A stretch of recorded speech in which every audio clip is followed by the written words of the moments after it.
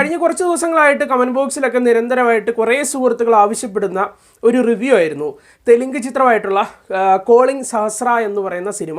എന്തായാലും സിനിമയിൽ നിന്ന് കണ്ടു, ആമസോൺ പ്രൈമിലൂടെയാണ് കണ്ടത്. റീസെൻ്റ്ലി ആമസോൺ പ്രൈമിലൂടെ പുറത്തിറങ്ങിയിട്ടുള്ള ഒരു സിനിമയായിരുന്നു. സിനിമ ഒരു സസ്പെൻസ് പ്ലസ് മിസ്റ്ററി ത്രില്ലർ എന്നൊക്കെ പറയാൻ സാധിക്കും. എന്തായാലും ചിത്രം എങ്ങനെയുണ്ടെന്ന് നോക്കാം. സിനിമ മലയാളം ഡബ്ബിങ്ങിൽ അവൈലബിൾ ആണ്. ഡബ്ബിങ് വലിയ മാരകമാണെന്നൊന്നും പറയുന്നില്ല, ഒരു ശരാശരി ഡബ്ബിങ്ങാണ്. മലയാളം ഡബ്ബിങ് ഓക്കെ ഫീൽ നൽകുന്ന ഒരു ഡബ്ബിങ് ആണ്. ഓക്കെ, അത് മൈൻഡിൽ വെക്കുക. ഇനി സിനിമയുടെ കഥ എന്ന് പറയുമ്പോഴത്തേക്കും നമ്മുടെ ചിത്രത്തിലെ കഥാനായകൻ തൻ്റെ ജോലിയുടെ ആവശ്യത്തിനൊക്കെ ആയിട്ട് ഒരു സിമ്മ് വാങ്ങുകയാണ്. ആ സിമ്മ് വാങ്ങുന്നതിന് ശേഷം വാങ്ങിയതിലൂടെ അദ്ദേഹം ഫേസ് ചെയ്യുന്ന അല്ലെങ്കിൽ അദ്ദേഹം അറിയുന്ന ചില വസ്തുതകളും കാര്യങ്ങളും ഒക്കെ തന്നെയാണ് സിനിമയുടെ ഏകദേശം ഒരു പ്ലോട്ട് എന്നുള്ളത്. എന്തായാലും നിങ്ങൾ കണ്ടു തന്നെ മനസ്സിലാക്കി എടുക്കുക. ഞാൻ ആ ഒരു മെയിൻ തീമൊന്നും തന്നെ ഇവിടെ പറഞ്ഞിട്ടൊന്നുമില്ല. എന്തായാലും നിങ്ങൾ കണ്ടു തന്നെ അറിയുക കാണുന്നവർ. ഓക്കെ, സിനിമ എങ്ങനെയുണ്ടെന്ന് ചോദിച്ചു കഴിഞ്ഞാൽ എന്നെ സംബന്ധിച്ചിടത്തോളം എനിക്കൊരു ആവറേജിന് താഴെയുള്ള ഒരു എക്സ്പീരിയൻസ് മാത്രം നൽകിയിട്ടുള്ള സിനിമയാണ് കോളിംഗ് സഹസ്ര എന്നുള്ളതാണ് വസ്തുത. കാരണം ഈ സിനിമ എന്നെ സാറ്റിസ്ഫൈ ചെയ്യിച്ചത് ഇതിൻ്റെ കഥ എന്നുള്ള ഒരു കാര്യം മാത്രമാണ്. ഇപ്പോൾ ഇതിൻ്റെ കഥ എടുക്കുകയാണെങ്കിൽ സസ്പെൻസ്ഫുൾ ആയിരുന്നു, അതുപോലെ തന്നെ ഒരുപാട് ത്രില്ലിംഗ് മൊമെൻറ്റ്സ് ഉണ്ടായിരുന്നു കഥയ്ക്കുള്ളിൽ, അതുപോലെ ട്വിസ്റ്റ് ആൻഡ് ടേൺസ് ഒക്കെ ഉണ്ടായിരുന്നു എന്ന് പറയാൻ സാധിക്കും. അതൊരു പ്രഡിക്റ്റബിൾ ആയിട്ടുള്ളൊരു സ്റ്റോറി അല്ലായിരുന്നു ഈ ഒരു അണിയറ പ്രവർത്തകർക്ക് അല്ലെങ്കിൽ ഡയറക്ടറുടെ കയ്യിലേക്ക് കിട്ടിയിട്ടുണ്ടായിരുന്നത്. പക്ഷേ ഓവറോൾ എക്സിക്യൂഷൻ നടത്തിയപ്പോഴത്തേക്കും അത് യാതൊരു പ്രയോജനവും ഇല്ലാതെ ആയിപ്പോയി എന്നുള്ളതാണ് വസ്തുത.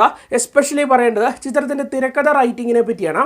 ഈ ഒരു സിനിമ ശരിക്കും 2.5 മണിക്കൂർ എടുത്ത് സഞ്ചരിക്കുന്നുണ്ട്. ശരിക്കും പറയുകയാണെങ്കിൽ ഒരു മികച്ച തിരക്കഥാകൃത്തിൻ്റെ കയ്യിലോട്ട് ഈ ഒരു കഥ കിട്ടിക്കഴിഞ്ഞാൽ ഒരു 1.5 മണിക്കൂർ കൊണ്ട് നീറ്റായിട്ട് പ്രസൻറ്റ് ചെയ്തേനെ. ഇവിടേക്ക് വരുമ്പോഴത്തേക്കും കുറേ ക്ലീഷേഴ്സ്. ഇപ്പോൾ നിങ്ങൾക്ക് അറിയാമല്ലോ, ഒരു നായകനെ ഡെവലപ്പ് ചെയ്തെടുക്കാൻ നേരത്ത് പണ്ട് കാലങ്ങളിലൊക്കെ ഉപയോഗിച്ച ഒരു തന്ത്രമാണ് നായകൻ്റെ അല്ലെങ്കിൽ പ്രേക്ഷകരുടെ ഉള്ളിലേക്ക് നായകന് കുറേ സിമ്പതിയൊക്കെ ക്രിയേറ്റ് ചെയ്യുക, അല്ലെങ്കിൽ ഒരു നന്മയോട് ചമയിപ്പിക്കുക എന്നൊക്കെ പറയാമല്ലോ. മറ്റുള്ളവരെയൊക്കെ ഒരുപാട് സഹായിക്കുന്നു, അങ്ങനെയുള്ള പരിപാടികളൊക്കെ എന്തായാലും അങ്ങനെയുള്ള ഒരുപാട് ക്ലീഷേഴ്സ് ഒക്കെ വെച്ചാണ് ഈ സിനിമയുടെ തിരക്കഥ ഹാൻഡിൽ ചെയ്തിട്ടുണ്ടായിരുന്നത്. അതുതന്നെയാണ് സിനിമയുടെ ഏറ്റവും വലിയൊരു ഡ്രോബാക്ക് എന്ന് പറയാൻ സാധിക്കും. അതുകൊണ്ട് തന്നെ സിനിമ ഇതെപ്പോൾ തീരും, കാരണം ഇങ്ങനെ സഞ്ചരിച്ചുകൊണ്ടിരിക്കുകയാണ്. ഒരുപാട് ആവശ്യമില്ലാത്ത അനാവശ്യ കാര്യങ്ങളൊക്കെ സിനിമയ്ക്കുള്ളിൽ അവിടെ ഇവിടങ്ങളിലൊക്കെ വന്ന് അങ്ങനെയൊക്കെ തന്നെ പോകുന്ന ഒരു ഫീലാണ്. കൂടാതെ ഒരു ഗ്രിപ്പിംഗ് ഫീൽ ഇല്ല. ഞാൻ പറഞ്ഞല്ലോ, ഒരു പക്ക ത്രില്ലിംഗ് ആയിട്ടുള്ള ഒരു സ്റ്റോറിയാണ്. അതുപോലെ ആ ഒരു സ്റ്റോറിക്കുള്ളിൽ ഇമോഷൻസും ഉണ്ട്. പക്ഷേ ഇമോഷൻസും നമുക്ക് കിട്ടുന്നില്ല, അല്ലെങ്കിൽ ആ ഒരു ത്രില്ലിംഗ് ഒരു സീറ്റഡ് ഫീലും നമുക്ക് കിട്ടുന്നില്ല എന്നുള്ളതാണ് വസ്തുത. അതിന് മെയിൻലി പറയേണ്ടത് തിരക്കഥ എന്നുള്ളൊരു കാര്യം തന്നെയാണ്. അതുപോലെ തന്നെ സംവിധായകൻ്റെ കാര്യം എന്ന് പറയണം. കാരണം അദ്ദേഹം ഈ ഒരു കഥയെ കിട്ടിയ ആ ഒരു അത്യാവശ്യം തരക്കേടില്ലാത്ത ഒരു കഥയെ അദ്ദേഹം യൂട്ടിലൈസ് ചെയ്യാൻ വേണ്ടി അദ്ദേഹത്തിൻ്റെ ഡയറക്ഷനിലൂടെ സാധിച്ചിട്ടില്ല എന്നുള്ളതും വസ്തുത തന്നെയാണ്. പിന്നെ ഓവറോൾ മറ്റുള്ള ടെക്നിക്കൽ ആസ്പെക്ട്സ് ഒക്കെ ഉണ്ടല്ലോ. ഇപ്പം സിനിമാറ്റോഗ്രഫി കാഴ്ച, അല്ലെങ്കിൽ ചിത്രത്തിൻ്റെ എഡിറ്റിംഗ് വർക്ക്, എസ്പെഷ്യലി പറയേണ്ടത് ഈ ഒരു ചിത്രത്തിലെ മ്യൂസിക് വർക്കിൻ്റെ ഒക്കെ കാര്യമാണ്. ഒരു ഇമ്പാക്റ്റ്ഫുൾ അല്ലായിരുന്നു ഒരു സംഭവം എന്നുള്ളതാണ് വസ്തുത. അപ്പോൾ തന്നെ നിങ്ങൾക്ക് മനസ്സിലായി കാണും ഈ സിനിമ കാണണോ വേണ്ടയോ എന്ന് ചോദിച്ചു കഴിഞ്ഞാൽ ഞാൻ പറഞ്ഞല്ലോ, ഈ ഒരു സിനിമയുടെ കഥയ്ക്കുള്ളിൽ ഒരു ത്രില്ലിംഗ് കഥാപരിസരം ഉണ്ടായിരുന്നു. കുറച്ച് ഫാൻറ്റസി എലമെൻറ്റ്സ് ഒക്കെ എന്തായാലും ഈ ഒരു ചിത്രത്തിൻ്റെ കഥയ്ക്കുള്ളിൽ കലർത്തിയിട്ടൊക്കെ ഉണ്ട്.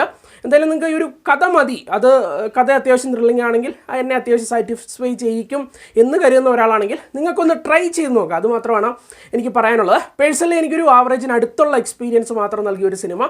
സോ ഒരു 6 ഔട്ട് ഓഫ് 10 ആണ് നൽകുന്നത്, 10/6.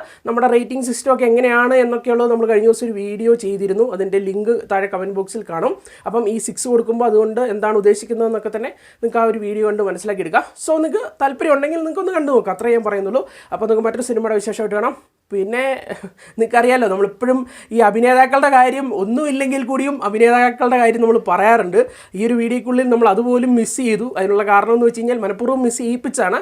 എനിക്കങ്ങനെ വലിയ മാരക പെർഫോമൻസ് നായകൻ ഉൾപ്പെടുന്ന ആർട്ടിസ്റ്റുകളൊന്നും തന്നെ വലിയ മാരക പെർഫോമൻസ് കൊടുത്തിട്ടുള്ളതായിട്ടും എനിക്ക് തോന്നിയിട്ടില്ല. അതുകൊണ്ട് മാത്രമാണ് പറയാത്തത്. പിന്നെ ഈ ഒരു സിനിമയ്ക്കുള്ളിൽ ശിവ ബാലാജി ഉണ്ട്.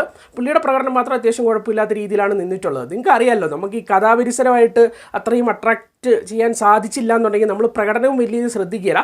ഈ ഒരു സിനിമ നിങ്ങൾ കണ്ടു തന്നെ മനസ്സിലാക്കി എടുക്കുക. ഓക്കെ.